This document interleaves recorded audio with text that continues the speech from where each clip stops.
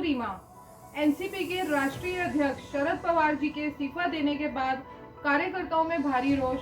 Doctor Vimal Kumar Sharma, Delhi प्रदेश अध्यक्ष youth व राजीव त्यागी, vice president Delhi प्रदेश youth ने हमारे संवाददाता को बताया कि राष्ट्रीय स्तर पर यूथ कांग्रेस के कार्यकर्ता माननीय शरद पवार जी से अनुरोध कर रहे हैं कि वे अपना इस्तीफा वापस लें, क्योंकि उनका कहना है कि शरद पवार जी के बिना नेशनलिस्ट कांग्रेस पार्टी अधूरी है। आज शरद पवार जी की विपक्ष को सबसे अधिक जरूरत है। क्या कहा डॉक्टर विमल कुमार शर्मा ने, जाने। पेश है हमारे सह संपादक हरिंद्र कौशल की रिपोर्ट। नमस्कार, मैं हरिंद्र कौशल, आप देख रहे हैं मरुधर इन 24 न्यूज़। अभी मैं उपस्थित है एनसीपी के ऑफिस के बीच में। आप देख सकते हैं कि मैं अपने कैमरामैन से कहूँगा कि ये भी हम एनसीपी के ऑफिस में, यहाँ पर काफ़ी ज़्यादा जो है शरद पवार जी के यहाँ पर पोस्टर लगे हुए हैं। और आप देख सकते हैं कि यहाँ पर आज यूथ एनसीपी का जो ग्रुप है वो शरद पवार जी के इस्तीफे को लेकर विरोध प्रदर्शन कर रहा है। उनका कहना है कि शरद पवार जी को इस्तीफा नहीं लेना चाहिए। अभी युवाओं को जो है शरद पवार जी की ज़रूरत है और उनको देश का अभी तक मार्गदर्शन करता रहना चाहिए। और अभी हम यहाँ पर उपस्थित हैं डॉक्टर विमल कुमार जी बबुनी से जानते हैं कि शरद पवार जी के इस्तीफे को लेकर उनकी क्या प्रतिक्रिया है। हाँ जी, नमस्कार सर। नमस्कार। जो राष्ट्रीय अध्यक्ष हैं आपके शरद पवार जी, उन्होंने जो भी इस्तीफा दिया है उसको लेकर आपकी क्या प्रतिक्रिया है। देखिए, मुझ जैसे और असंख्य लाखों युवा जो पूरे भारतवर्ष में हैं, जो राष्ट्रवादी कांग्रेस पार्टी की विचारधारा से प्रभावित होकर, माननीय शरद पवार जी की विचारधारा से प्रभावित होकर पार्टी से जुड़े थे देश सेवा के लिए, हाँ जी, आज उनको ऐसा महसूस हो रहा है कि उनके मार्गदर्शक आज उनको छोड़कर, बीच राह में छोड़कर उनको जा रहे हैं। तो हम नहीं चाहते कि एक भी युवा हाथों उत्साह से अपने परेशान हो। और वो हम शरद पवार जी से यही प्रार्थना कर रहे हैं कि माननीय शरद पवार जी दोबारा से अपने पद को ग्रहण करें और हम सबको मार्गदर्शन अपना देते रहें। लेकिन शरद पवार जी का तो ये कहना है कि अब युवाओं का समय आ गया, युवा आगे आए, देश की कमान संभाले। अब वो ये चाहते हैं कि वो एक जगह से ना बनकर वो पूरे देश के बीच में भ्रमण करें, क्योंकि पूरे देश को आज शरद पवार जी की ज़रूरत है। बिल्कुल सही बात है। युवा उनके लिए मैदान पर दौड़ने के लिए तैयार है, लेकिन युवा को मार्गदर्शन जो चाहिए वो शरद पवार जी का चाहिए। शरद पवार जी का चाहिए। उनके मार्गदर्शन के बिना युवा अपने आप को अधूरा महसूस करता है। अगर शरद पवार जी अपना इस्तीफा वापस नहीं लेते हैं तो डॉक्टर साहब कौन आगे पद के जो अध्यक्ष पद की रेस में कौन है। देखिए, हमारे लिए तो राष्ट्रवादी कांग्रेस वादी party equal to Sharad Pawar. हाँ जी। उनके अलावा हम किसी और को अध्यक्ष के रूप में नहीं देखते हैं। हाँ जी। हमारी यही इच्छा है कि माननीय अध्यक्ष जी ही दोबारा से अपना पदभार करें। अगर कोई और अध्यक्ष बनता तो आप उसका स्वीकार नहीं करेंगे, आपका कहना ही है। देखिए, पार्टी का क्या निर्णय होता है हम उस पर नहीं आते, लेकिन हम अपनी विनती कर सकते हैं कि मैं और मेरी पूरी टीम, यदि हमारे पवार साहब आज कहते हैं कि वो इस्तीफा दे रहे हैं तो हमारी पूरी टीम भी इस्तीफा देने के लिए तैयार है। अच्छा, देखिए, मैं ये बात जानना चाह रहा था कि जैसे शरद पवार जी ने एक कांग्रेस पार्टी से अपना कैरियर शुरू किया था और उसके बाद उन्होंने नेशनलिस्ट कांग्रेस पार्टी बनाई और बड़ा अच्छा एक मार्गदर्शन दिया देश को। कई अब बड़े अच्छे संवैधानिक पदों के ऊपर उन्होंने कार्य किया। तो क्या आप चाहते हैं कि वो आगे भी इस तरीके का मार्गदर्शन करते रहे। बिल्कुल।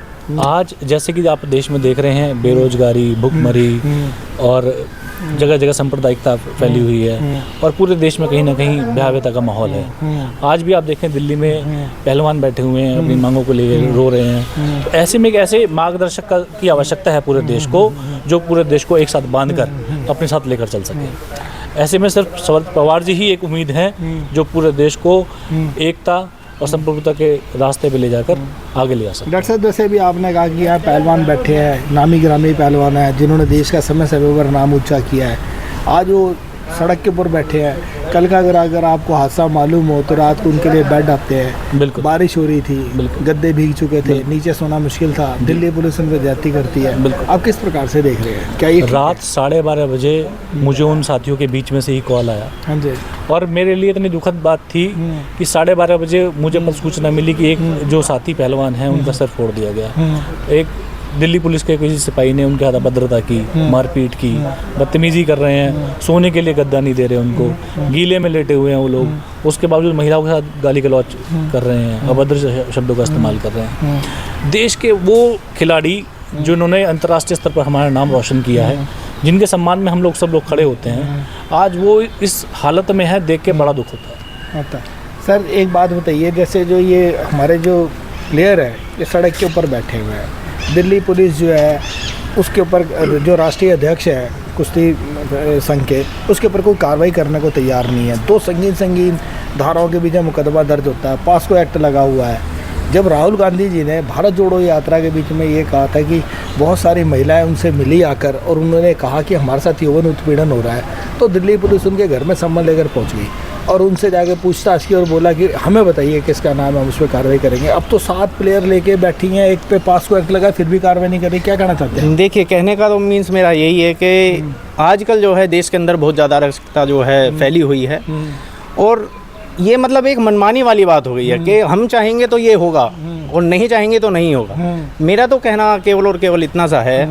पवार साहब के बारे में मैं एक बात कहना चाहता हूँ कि जैसे पिता के बगैर पुत्र कुछ नहीं है, ऐसे ही हमारे पवार साहब के बगैर देश का जन और बच्चा कुछ नहीं है। क्योंकि कारण क्या है, अगर कोई मार्गदर्शन करने वाला है आज के समय में जो मेरी सोच में नहीं, जो जन जन की सोच में है, तो वो केवल और केवल एक माननीय शरद पवार जी हैं।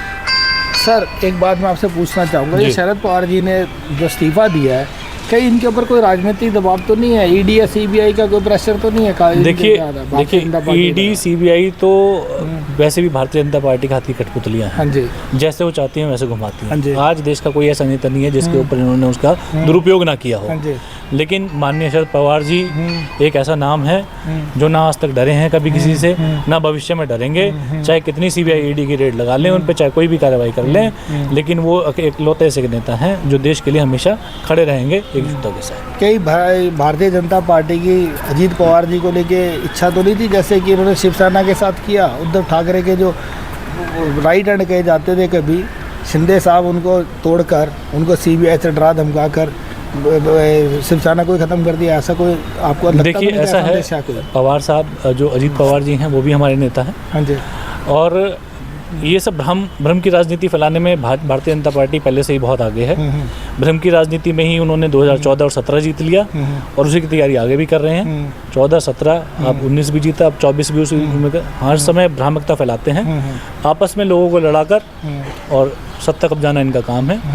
आज पहले इन्होंने और दूसरी पार्टी का हाथ किया, आज हमारी पार्टी का हाथ करने की कोशिश कर रहे हैं, लेकिन ऐसा नहीं है। हमारा पूरा परिवार एकजुट है, हम सब लोग साथ मिलकर और आगे बढ़ेंगे और देश सेवा में लगे रहेंगे। हम कामना करते हैं कि शरद पवार जी अपना इस्तीफा वापस लेंगे और दोबारा आपके मार्गदर्शन में आएंगे डॉक्टर साहब। बिल्कुल, और दोबारा से देश को मार्गदर्शन करेंगे, जैसे कि आपका कहना है कि उनको देश की ज़रूरत है, बहुत ज़रूरत। तो हम उम्मीद करते हैं कि वो अवश्य अपने निर्णय पर एक बार दोबारा सोचेंगे और अपना इस्तीफा।